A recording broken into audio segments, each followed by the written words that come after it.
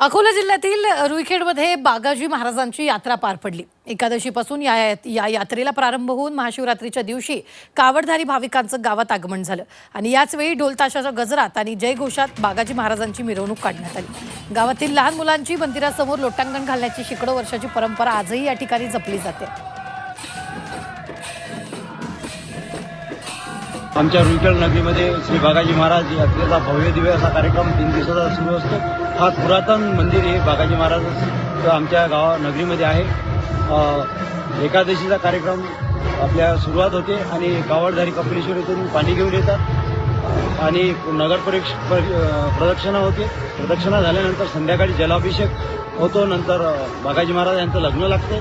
दुसऱ्या दिवशी सकाळी बालगोपाल यांचं इथं लोटांगण होते आणि दुपारी युवकांचं सुद्धा पूर्ण नगरमध्ये लोटांगणाचा कार्यक्रम हा होत असतो।